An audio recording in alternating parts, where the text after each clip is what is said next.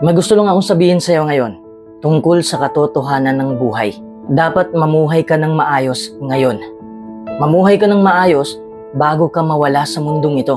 Buhay mo ay regalo ng Diyos. Huwag mong sayangin ang oras mo. Nilagay ka ng Diyos dito dahil may kailangan kang gampanan.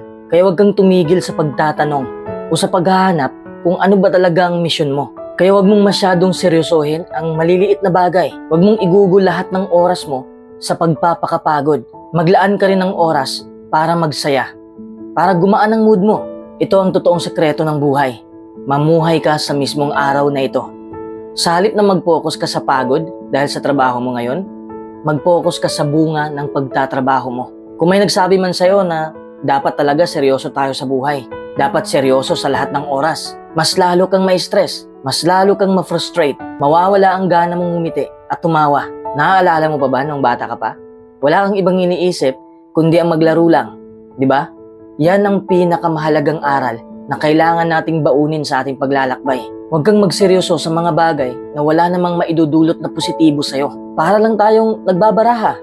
Laruin natin kung ano ang nasa sa atin. Paano kung seryoso ka na lang palagi? Kawawa ka kung dumating na ang huling araw mo. Mas lalo kang malulungkot dahil hindi mo man lang naranasan ang kagalakan sa panahong pwede pa. Kaya palagi mong ipaalala sa sarili mo na hindi ka mananatili sa mundong ito. Kailan ka ba mamuhay ng magaan lang? Kung puputi na ang uwak? Kapag pinapaalala natin sa ating sarili na mamamatay din tayo sa darating na panahon at hindi natin alam kung kailan magwawakas ang lahat.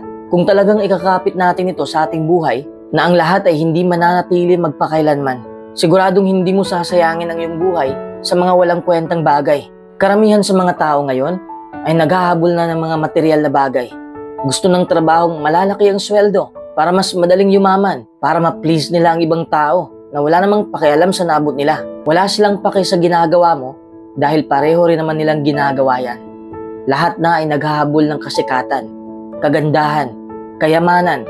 Lahat naniniwala na pera ang solusyon. Pero ang pera ay hindi magdadala ng halaga sa ating pagkatao. Tayo lamang ang makakapagbigay ng halaga sa buhay natin. Wala nang oras para mag-focus ka pa sa anyo mo, sa imahe mo, sa mga kayamanan mo, o sa iniisip ng ibang tao tungkol sa'yo. Tingnan mo ang buhay mo at buhay ng ibang tao. Puno ng pagdurusa, puno ng mga pasakit. Pero huwag kang mag-focus doon. Mag-focus ka lang sa iyong paglalakbay. Ang paglalakbay mong puno rin ng pagtitiis. Nabubuhay ka na puno ng pag-aalala. Yayaman ba ako? Magtatagumpay ba ako? Lalago pa ba ang buhay ko? Pero hindi mo lang alam na may bagay ka na wala sa iba. Ano yon? Ikaw, wala kang katulad sa mundong to at hindi ka mabibili ng salapi. Ang salapi ay hindi makakabili ng kagalakan, kapayapaan at pag-ibig. Ngayon, solusyon pa ba ang pera sa buhay mo? Bumuo ka ng buhay na talagang nakakapagpagaan ng kalooban mo. Huwag kang umastang ayos ka lang sa panlabas na anyo dahil mararamdaman yan ng ibang tao. Masarap sa pakiramdam kapag nagpapakatotoo tayo. Hindi dapat tayo magpapabalot ng kadiliman. Mas dapat nating hanapin ang ilaw sa panahong wala tayong makikita. Ang mga bagay na nangyayari sa buhay mo ay hindi tumutukoy na yan na talaga ang buhay mo. Maliban lamang kung magpasya kang maging ganyan na lang. Ang katotohanan sa buhay ay kung aabot ka sa adultong edad, may 100% chance na madumihan ka sa labanan, na makakaranas ka ng pagdurusa, mga pighati, mga pasakit. Mararanasan mo ang hindi mo inaasahan. Talagang masasaktan ka. Sinasadya ito ng panahon upang mabuo mo ang iyong solidong karakter. Maraming aral sa buhay. May mga hamon sa iyong dinadaanan dahil yan ang magbibigay ng kahulugan sa buhay mo. Kailangan mo yang harapin sa sarili mong pamamaraan. Kung babaguhin mo ang iyong pananaw, magbabago rin ang iyong buhay. Kapag binago mo ang iyong pagtingin sa mga hamon sa buhay, makikita mong hindi sila mga problema, kundi mapagtanto mo na ito'y mga direksyon sa buhay mo. Minsay mga pagpapala. Maaaring hindi mo makontrol ang lahat ng mga kaganapan na nangyayari sa'yo. Ngunit maaari mong makontrol ang sarili mo upang hindi ka lulubog sa mga kaganapang yan. Huwag mong kalabanin ang buhay. Labanan mo ang iyong problema. Kapag dumating ang mga hamon, kailangan mo talagang manalig sa Panginoon na lahat ng ito ay kaya mong harapin. Maging bukas sa katotohanang hindi mo alam kung ano ang magaganap. Kasama na dito ang mahirap na araw na to sa harap mo. Magtiwala ka lang na ito ay para sa ikakabuti ng buhay mo. ikakabuti rin para sa lahat ng tao. Kahit gaano pa kahirap ang sitwasyon, may mahahanap kang kahulugan sa mga ito. Halos lahat nag-iisip kung paano babaguhin ang paligid, pero walang nag-iisip kung paano baguhin ang kanilang sarili. At ito pa ang mas malalang katotohanan sa buhay. Kung hindi mo kayang kontrolin ang iyong isip, ikaw ang kukontrolin nito. Nakasalalay lahat sa isipan mo. Kung ano ang iniisip mo, magiging gayon ka. Ang tao ay merong 70,000 na iniisip araw-araw. Pero hindi naman yan problema. Ang problema ay karamihan sa mga tao ay naka-autopilot ang isipan. Hinahayaan na lang nila kung saan sila dadalhin ito. Ang malala pa ay marami sa kanila ang nag-iisip ng negatibo. Napoprogram sila ng lipunan sa mga peking balita at ng social media. Lahat ng nababasa at nakikita nila ay pinaniniwalaan. Ang daling mag-react kahit hindi pa klaro ang impormasyon. Kapag may pagsubok na dumating, hindi nila alam kung paano haharapin. Kasi mismo ang sarili nila ay hindi nila pinagkakatiwalaan. Imbis na huminahon lang upang maayos ang problema, nagagalit pa sila sa kanilang sitwasyon. At anong nangyari? Mas lalong lumala ang problema. Kapag matuto kang kontrolin ang isipan mo at kontrolin ang emosyon mo, magiging payapa ang buhay mo. Hindi naman perpektong mapayapa, pero ang buhay mo ay kontrolado mo na. Hindi ibig sabihin na kontrolado mo ng circumstances. Hindi natin yan mapipigilan. Ang makukontrol lang natin ay ang ating nararamdaman, ang ating reaksyon.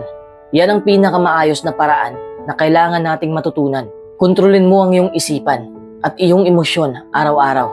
Mag-focus ka lang sa sarili mo. Mag-focus ka sa mga bagay na nakakapagpagaan ng loob mo.